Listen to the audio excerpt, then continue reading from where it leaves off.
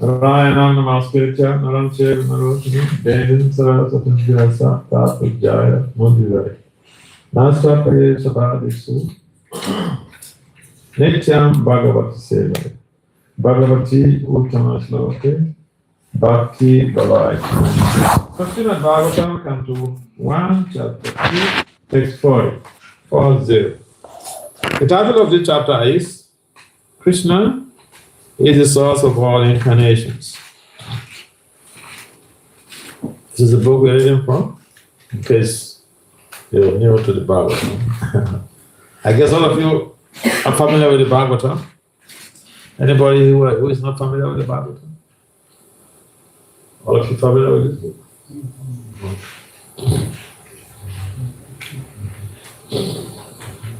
Uttamas loka charitam chakara bhagavan rishi nishayasaya lokasya dayam swastyayanam mahat. Uttamas loka charitam chakara bhagavan rishi nishayasaya lokasya danyam swastyayanam mahat.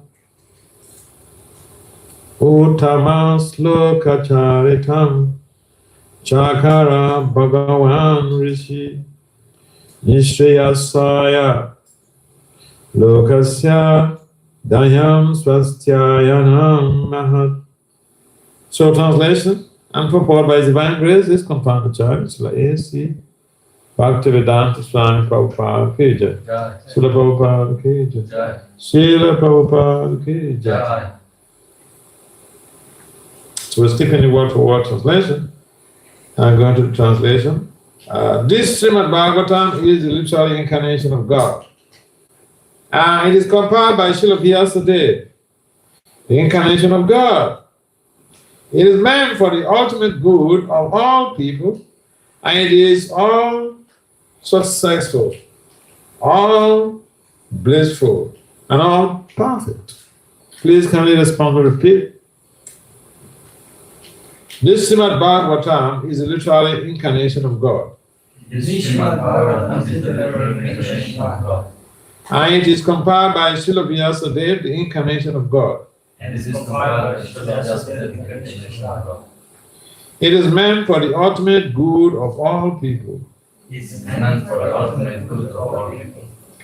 And it is all successful, all blissful, and all perfect. It's all successful, all blissful, and all perfect. Okay. Purport. Lord Chaitanya Mahaprabhu declared that Srimad Bhagavatam is the spotless, sound representation of all Vedic knowledge and history. There are selected histories of great devotees who are in direct contact with the personality of God.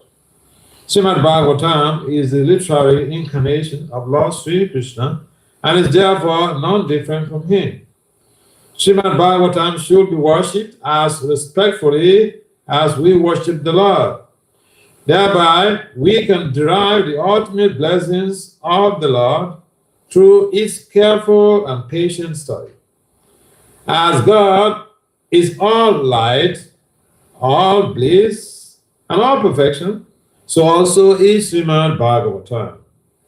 We can have all the transcendental light of the Supreme Brahman, Sri Krishna, from the recitation of Srimad Bhagavatam, provided it is received through the medium of the transparent spiritual master. Lord Chaitanya's private secretary, Srila Swarupa Damodara Goswami, advised all intending visitors who came to see the Lord at Puri to make a study of the Srimad of the Bhagavatam from the person Bhagavatam. Person Bhagavatam is a self-realized bona fide spiritual master.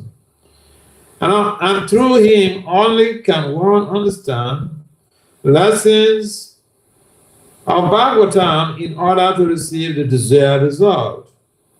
One can derive from the study of the Bhagavatam all benefits that are possible to be derived from the personal presence of the Lord. It carries with it all the transcendental blessings of Lord Sri Krishna that we can expect from his personal contact.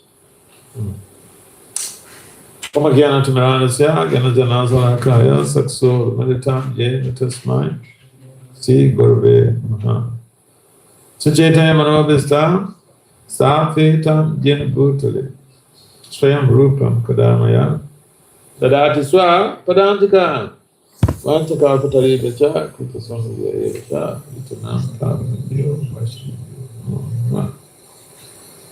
Vande Sri Krishna Chaitanya Nityananda Sahodato Kudadaya Kustavanto Chikachan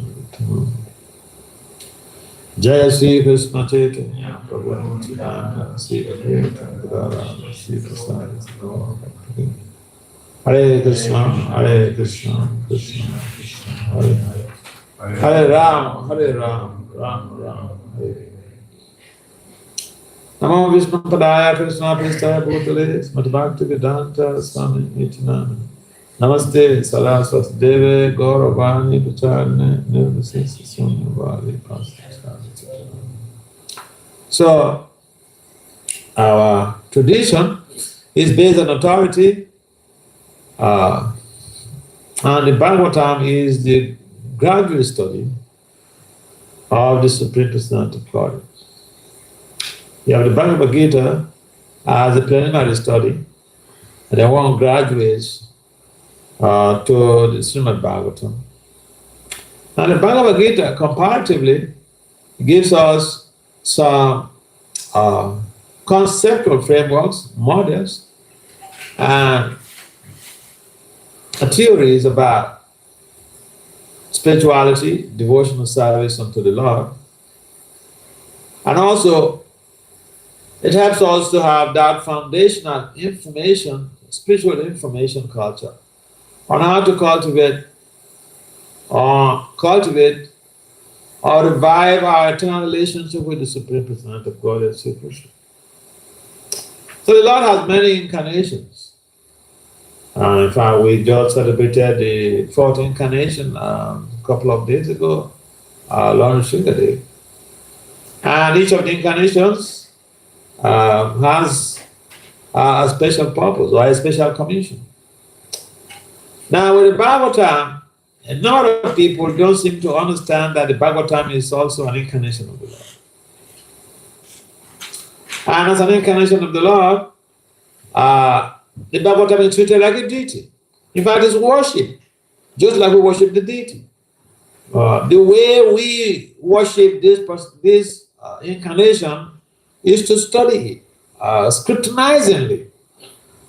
Nama Sastra Visharanaka Nipunu. We have to study it scrutinizingly with the primary objective of realizing who we are through the transparent via medium of the Bhagavatam. And the Bhagavatam could only or can only be understood by the help of a Bhagavad professor. In other words, the personality, Bhagavatam is there, and the book Bhagavatam is there. So Papa also mentioned to the Papa that the personality Bhagavad is the representative of Lord Krishna. He is the one who knows Krishna, who knows the content of the Bhagavatam, who identifies himself as Dasa Anum Das, and act in that wise. And sees everyone on with equal vision. Not the only humans, even the lower species. He sees the person Bhagavad sees even lower species in the light of the Lord. Therefore, there is no question of violence.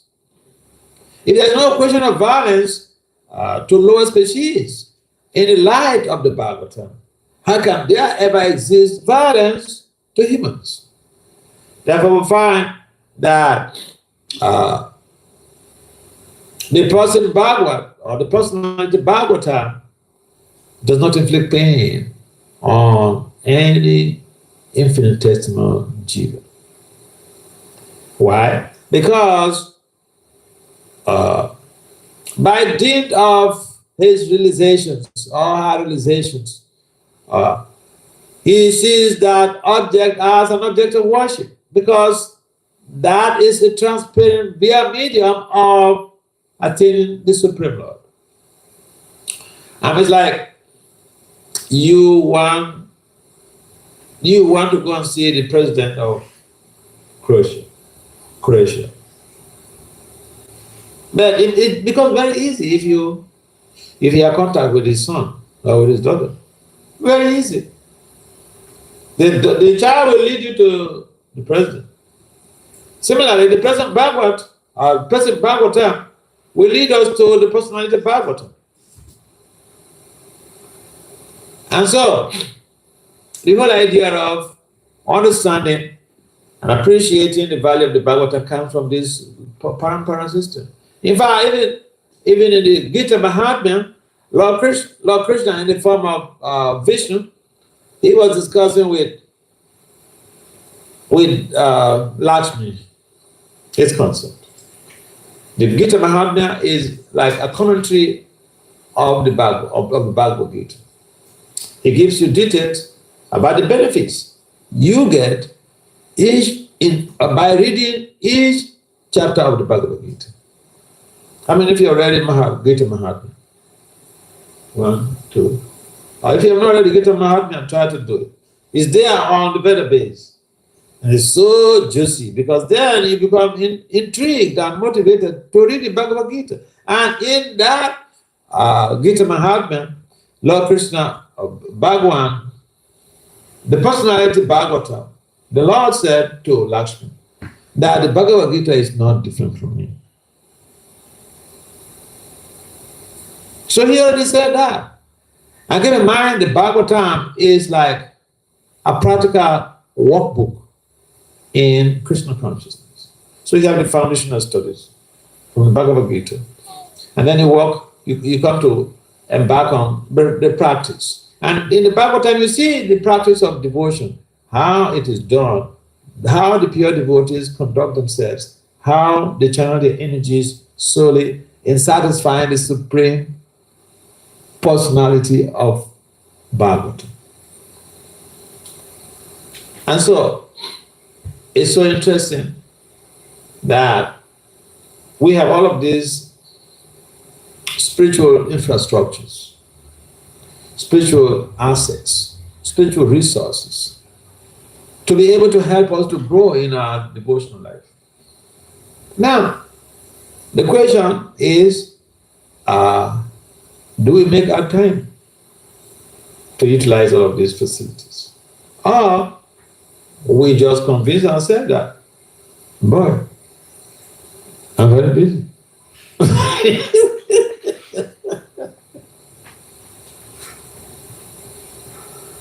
So I'm busy going to work.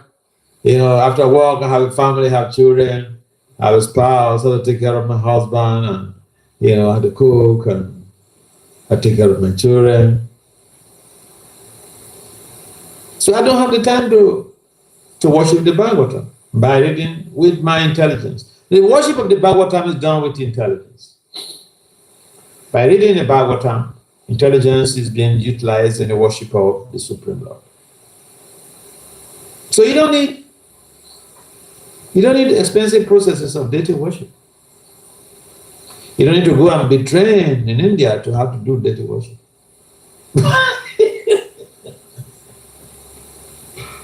You don't need to go and hire a pujari.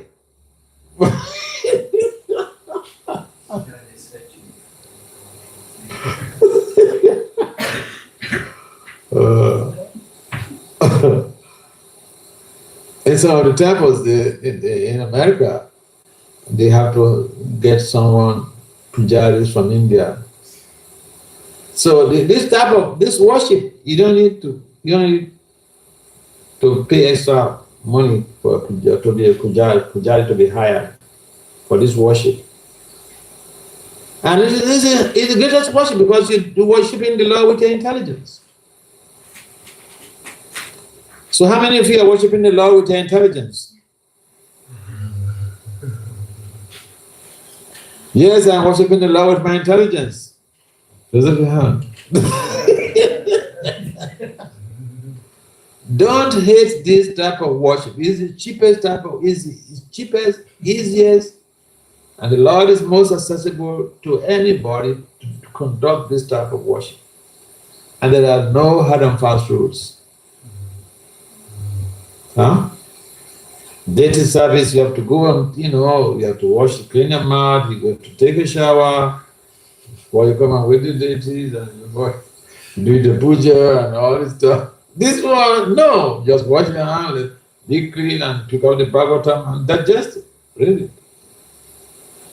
So you get the same benefit by doing the elaborate deity worship. Yes, you get purified.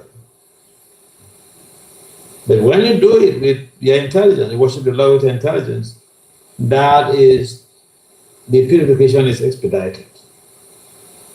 And so we have to see how we are factoring out some time out of our busy schedule to do this worship. This is part of our sadhana, part of our spiritual practice. You know why you need to read the Bhagavatam? Not just because it is the incarnation of the Lord, not just because reading is the worship of the Lord with our intelligence, but reading the Bhagavatam also facilitates a better, concentrated chanting. If you're reading the Bhagavatam, your chanting improves a lot.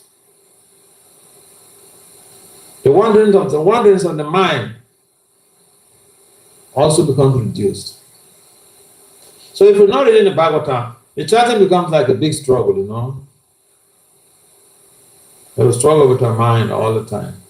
And then if you engage in intelligence, and sometimes the mind overcomes the intelligence. But if you engage in intelligence, the intelligence becomes strong to be able to resist the temptations of the influence of the mind. The problem is that we are not utilizing our intelligence wisely to be able to resist the influence of the almighty mind. Then it becomes a problem. So, I remember when we joined, it was very competitive to read the Bhagavatam from Canto 1 to Canto 12. Very, very competitive. So we read, that's what we came into this movement for, so we read. These days people come to the movement and they stay for decades. Have you read the Bhagavatam? No. Have you read the Bhagavad Gita? Nope. Have you read Chaitanya? Nope.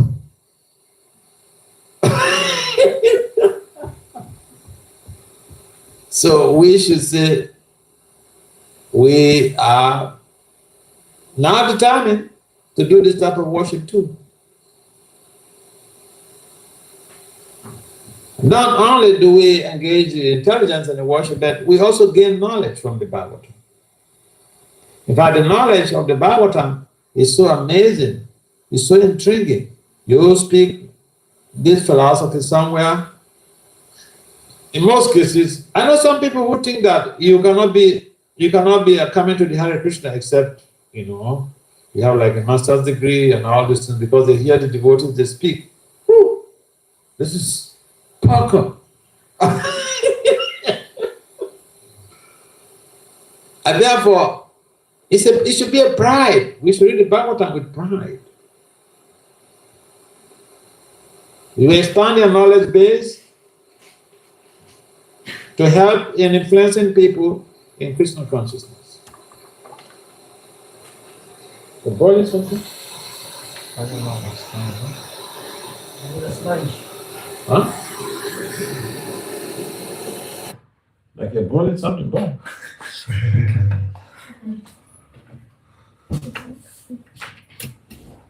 Okay, so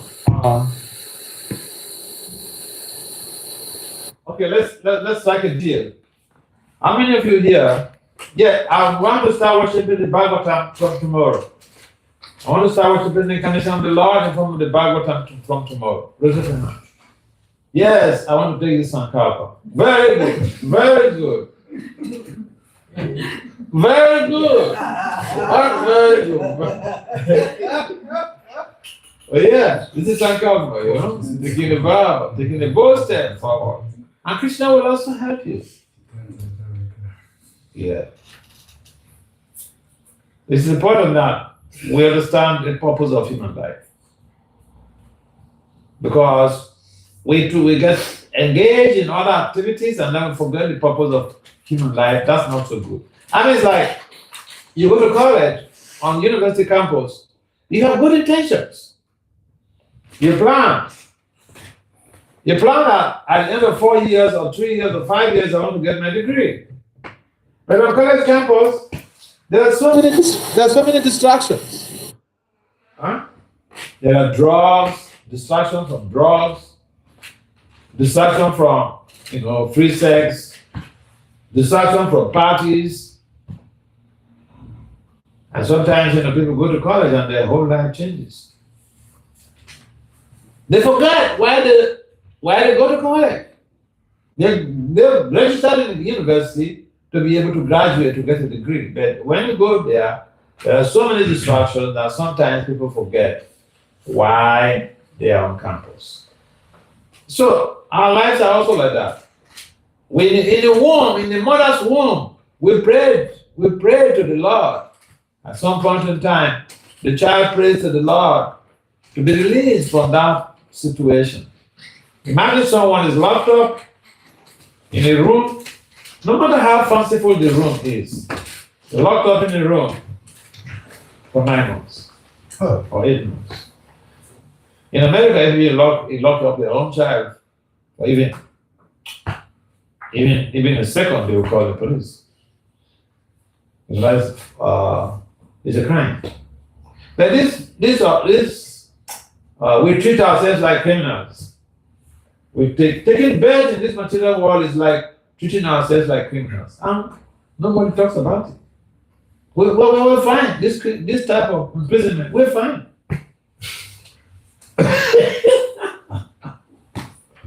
We enjoy it. And so, the Bible tells us in Canto 3, there's a detailed explication about how the transition, the passage of the child in the womb. And right from day one, conception takes place, life is there. It's not the one that we get bamboozled by abortion activists that, just a bunch of flesh. No life is there. No, right from day one. So the Bible gives details about life. I remember some years ago, I gave a presentation at Columbia University, one of the Ivy Leagues in America. And so it was a gathering of Christians. Yeah. And I brought some Bible there. Then I deliberately read from that chapter. And these attendees, they were so shocked that some book on this planet, it gives a biological graphic information about development of the child from the day of conception till delivery. They were completely shocked. Their books, they just talk about some history and that's it. So we have a lot of wealth, spiritual wealth. We need to utilize this wealth wisely. If you're born in a rich family, the one way to appreciate that great fortune is to take advantage of every resources and go to school or train up yourself to become an independent, self-sufficient person. And so here we are. Human life is full of wealth. We have ability to be able to think positively, and we have sense of reasoning. We can have the ability to discriminate between what is bad and what is good. We have our choices. So here's a good deal about how to utilize our power of discrimination and choice in choosing to purify our intelligence by reading the Bhagavatam. Worship the Lord through the reading of the Bhagavatam. And you see how the purification, speeds up. So yes, the Bhagavatam is literally incarnation of the Lord. And someone is not just saying it. Vasudev is saying, and Vasudev is a literal incarnation of Krishna. The literal incarnation of Krishna says, the Bhagavatam is a literal incarnation of God. And so who are we to deny it? In the Bhagavad Gita also, Lord Krishna mentions, by all the Vedas he is to be known. And so the essence of the Bhagavatam is to know Krishna. And the essence of knowing Krishna is to become self-realized, to become Krishna conscious. And if we are able to do that in this life, amidst our many social, professional engagements, then our lives are glorious. Our life becomes successful when we are able to do this. Any comments or questions? Yes. No comments? Yes. Bogu. Okay. Sometimes we see that even people who are searching for God realization, they come in contact with Bhagavatam, but there is a difficulty to really understand. And I find out that sometimes even if people are convinced that they can find in these pages the signs of God realization, it's still very difficult for them to take this task to study Bhagavatam. Mm-hmm. So what's the question? What you would comment on this? Oh, okay. Let's see, the Prabhupada is already giving the answer in the problem. We have to study Bhagavatam under the auspices of a bona fide spiritual master. Because, see, no matter how brilliant you may be, say you want to go and do a PhD, you have to conduct a research under a supervisor, specialist in the field. So spiritual science also requires that we have to have a mentor. This is simple logic. Someone will not just become a medical doctor by buying some medical books in a mall, in a bookshop. Have you ever seen anything like that? If they want to do that, it will be very difficult. And they may never become a doctor in this lifetime. Because even after studying medicine, after getting your title as a doctor, you still have to serve under a specialist to be able to get integrated in your specialty. So when you become a doctor, I mean, you're like a generalist. And then you have to go and specialize in some field. If it is cardiology, you have to work with the cardiologist. If it is psychosurgery, you have to work with the psychosurgeon. So then, when you finish that, then you are entitled to practice. So medicine is not going to take you back to God yet. This requirement is there. You have to study under a bona fide spiritual master. Yeah.